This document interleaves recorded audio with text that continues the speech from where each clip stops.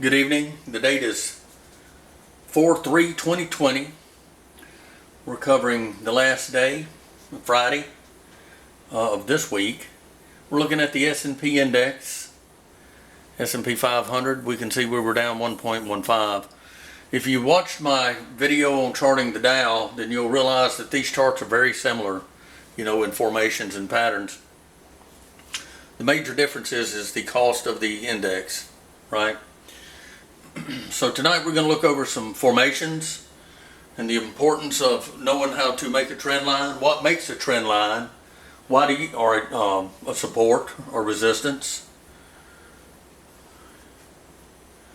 and how you can use them in a beneficial manner to help you keep Wall Street or anybody else from taking your money. So the first chart we did on the S&P and the 500, we talked about a few trend lines like we're doing tonight, but we didn't discuss patterns and the immense importance of why you're looking for these trend lines, etc., or these supports and resistances. So we're going to start back at 2008, 2009, the financial crisis. They like to call the Great Recession, all this nonsense. But anyway, looking back here, we can see when we went into that mortgage crisis that we went down and we bottomed right here, right there, and that's where we're going to start this trend. When we come down, we come immediately out of it with lots of volume. You can see this huge amount of volume, and it formed a V pattern. So that's called a V pattern when you see something like that. If you look over here, we can actually see another one at the top of this. I'm just going to point it out now. We can see it right here. We can see we're going up. Actually, we have two patterns in one. There's our V, and this is also a head and shoulders, or you could call it a triple top. It's usually a bearish pattern. It's a a reversal. If you're going up and you get certain patterns, then it's a sign that you're going to go down. And if you're going down and you get like a triple bottom, then it would be a sign of reversal when you're going up. So you're going to change direction. So we can see right here a V formation also does that. We came down, we hit that V, and we started up. Now when we started up, in order to make this trend line, and we can see it followed it, you've got to have 2 points. So as a trader, once we hit this point right here and it starts going up, and we get this point right here in time in 2011, at that point, if we had to put a trend line right there and right here, we can see as it went up in time, as that market went up, that we would come back and test that trend line. And that's important because we can see that trend line held until just recently, right? So again, if you would have marked this out between 2009 and 2011 and just watched it, kept your screen up or pulled it up every day, you can set your lines on your charts to where every time you pull up that chart, it'll be there. You'll notice that it followed it. So we have our trend right here. It's 2 points, and we can see that trend line followed up. The importance of this, there's several important factors to a trend or support or resistance. The longer that trend is, the stronger that trend is. So we can see another thing that helped us come out of this was the massive amount of money printing that they gave up. And we also had zero interest rates there for a long time. And they started raising them about right in here when Donald Trump took office. This was Bush, Obama, and then right here Donald Trump took office. Almost got a double bottom right there. And we're going. So we can see this trend, we followed it. And we came up and we went straight up right here. So we have a little bit of the Dow hanging around right here for a little bit. So that's 1 point. And then when it came down and formed this half of the head and shoulders, or the majority of the triple top, we can see that we stopped on that line. So there's our second line, and that gave us a support right through here, right? So then we went up. We were forming the second half, or the third bottom in the triple top. We had some bad news, and we started coming down. So most of your traders would have been looking at this. Well, you know, it's kind of conflicting because we had a V. We went down, tested that, and if you'll notice right here, let me point this out real quick. We had formed our formation right here, but you notice when it came down hard, we stopped on that trend that started forming years earlier. So it shot up, made this V, triple top. So a lot of traders watching this would have been thinking one of two things. They were either thinking we just went into a V and that's a strong sign, or we've just made a triple top and we should reverse. So when it started going down, instead of if the traders were shorting it, they would have started right here at the top, about right in here, when it started going down, because they're telling themselves, well, there's our third top, I can start shorting it now, and I can at least trade it to the trend line. Well, it reversed and it went up on them. So in that case, you could call that a bear trap. A bear trap means that if somebody's shorting a stock, if it's near a resistance, a support, or if it's made a formation and it starts moving in the direction that you expect it to due to the pattern that you're following, and it reverses in an upward manner in this case, and you're putting money in the market to short it, hoping to ride it down to this trend line, well, it's a bear trap because you were shorting it, you're betting it's going down, and then it takes off. So it trapped you, the bear.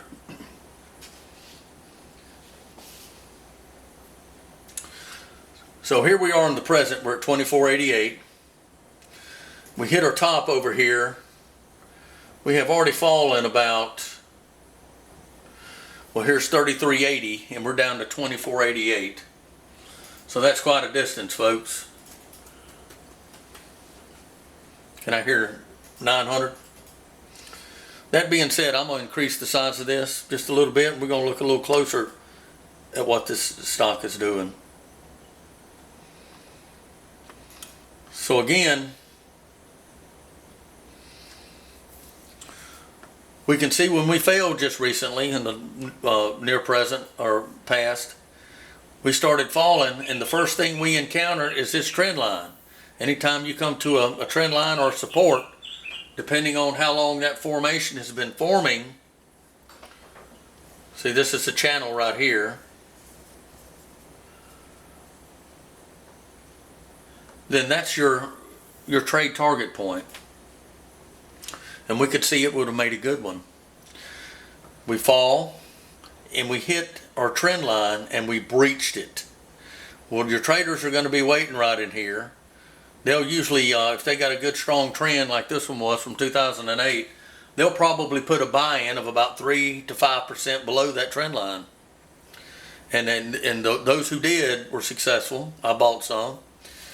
And so we can see it breach that trend line, and then it popped all the way back up. Saying that, if we go over here and we put our candle or cursor on it, on that candle, we can see that it actually closed at 27.11. But if we look over here, we had a low of 24.78. So that's a good trade. If you'd have bought Microsoft right here, or Visa, you know, a good strong stock, Johnson & Johnson, then you'd made quite a bit of 20 or 30% right there. You can't get that at the bank. So further examining this trend, now you can see our channel. And a lot of people like to trade channels. I'll show you why in a minute. So we breached that trend line. We bounced back up to made the trade.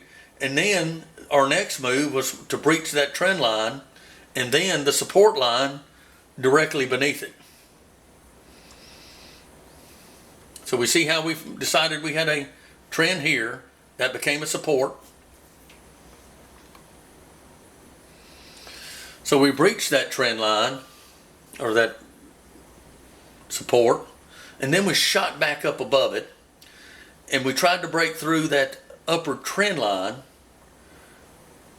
We breached it, and then we fell back down.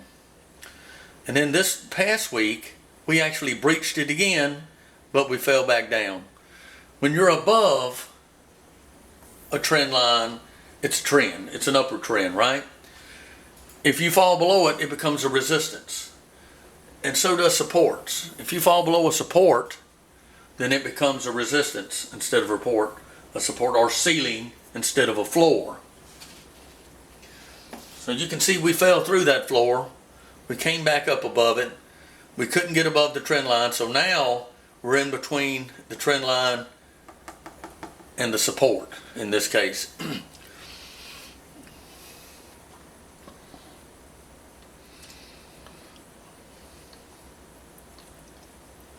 So let me just open this chart up.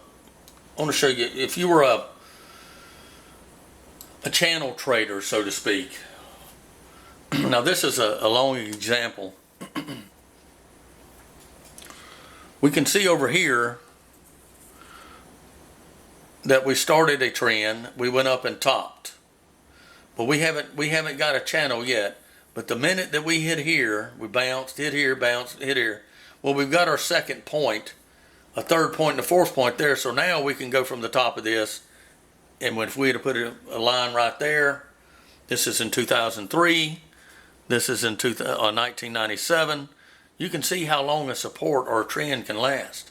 Because from 1997 to 2002, all the way to 2009, our support is held. If we'd have drawn this back here in 2002, just like we did the trend later in time, then we would have had a point to where we'd have figured, well, we want to trade. Once we made this second height right here, now we've got the channel. So some people, usually in shorter time lengths, will trade a channel. They'll see a trend where it goes up, hits, it starts that trend, it goes up and hits again. So naturally, as a trader, you're expecting to short it here at the top because you're expecting it to come back down. You finish shorting it when you get down here near the support, when it retracts from the ceiling. So we came back up in here, and then we came down, we tested it, breached it, started shot up out of it. There's our V. So what does that tell us for the future? How are we going to capitalize on this? So we want to pay attention to our formations. We want to pay attention to our trend lines.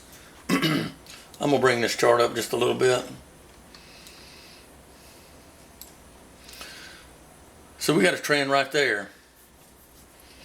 Right here, where I just put my cursor. We can see we've hit this. We rolled, we come back down. We came back up, we tested it. There's our channel. We came back down, we hit the trend line. We came back up and hit this ceiling, this resistance. We played around with it, and then we broke out of it. And then we pretty much shot up to this next one, and we didn't form a support until we were above it and made this second point. Another thing you need to watch when you cross a resistance is you want to look at the volume below it, because the higher the volume, the more conviction that it should be there. So if you have a lot of volume and you break, let's say you're down here, you've been trading this channel and it goes up, it hits the ceiling, it goes down, hits the floor. Well, you're making money right there, right? Goes up and hits the ceiling, goes down and hits the floor. Anytime, if it comes up and hits that ceiling and you got massive amounts of volume buying and it goes up, it substantiates it being above that resistance and solidifies it should be up, that should be a support now. It's the same thing if it goes down. If you go below that support and it's on real low volume and you've had a pattern going for some time, then it's probably not going to hold. You're probably going to get like I said, 3 to 5% below your mark, and you might miss it a little bit. That's all right. You can't hit all of them, and then you would expect it to come back. So again, we're going a little bit closer. So what do we expect? Let's put our trend line back over here. It's about right there. So here's what I expect.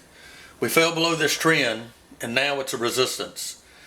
But we managed to break the support, but now we're between them, right? With the news, in my opinion, with the news that we've got, with all the money printing, the unfixed problems that we have back here and all the money printing, I believe we're going to go down. I hope we don't. But as a trader, I'm looking to benefit off this next line. I believe that we're going to fall beneath this support right here at 24.17, and I believe we're going to fast approach 21.07. If we do, depending on what's going on in the world, you've always got to keep up with that as well. You want to watch the volume. We can see right here we have tremendous volume that took us below this trend line. And we had a little bit of buying and got us back up there. But your traders, like I said, they're waiting on this, you know. They're waiting for these lines, and that's where they're putting their targets. So I expect it to come down to hit 21.07.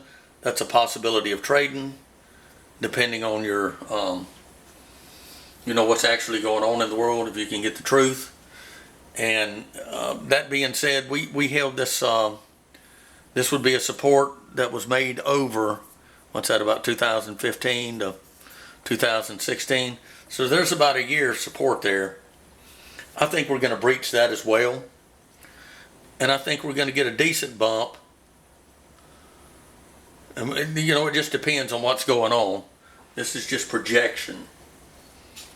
The closer you get to those trends, or these supports in this case, you know, you'll be closer. You'll have more recent news. You'll be seeing what's going on, so you'll know whether or not that'll be a good place to get a good bounce. Because when we approach that line, you know, your traders are probably going to hit 3 to 5% below this line. We're probably going to end up over here about right in here. About right in here. And then we're going to get a bounce. And at that point, we could channel. You know, if the news is good, everything's going well, we could just channel right in here. And you can make money from the bottom to the top, from the bottom to the top, from the top to the bottom, etc. Ultimately, overall, though, I'm going to be honest with you. I said this last night on the other chart. I believe that we're going to go ultimately, I don't know if you can see that. I'm way over here. Let me drag this chart over.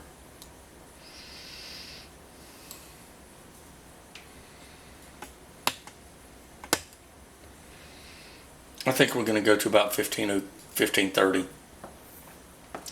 I'm thinking about 1530. And then when we get to 1530, I think that's going to be a really good bounce. If we make it down there, I'm definitely going to have some cash down here waiting on them. And hopefully I don't get in one of those bull traps, you know, to where, man, here it goes, and then it does that, right? So we're going, my next two targets are about right here. As far as good trades, you don't have to stay in the market every day to make a trade. You can do what they do and make 20 or 30% on a trade in a day or 3 days. The next trading opportunity will be around 21.26, the way I see it. You'll have a shot somewhere around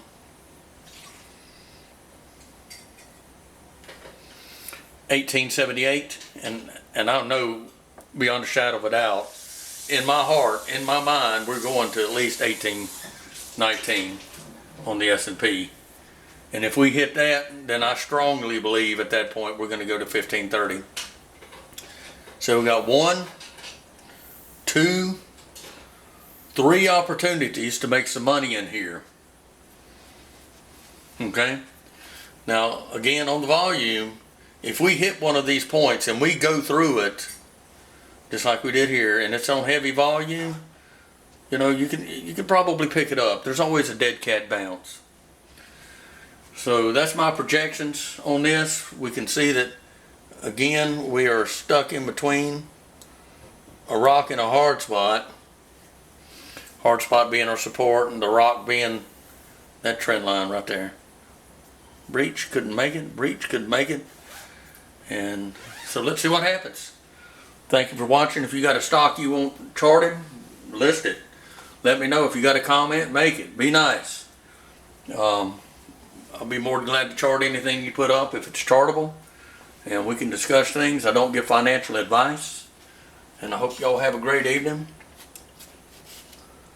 enjoy your weekend, stay healthy, and enjoy life. Take care.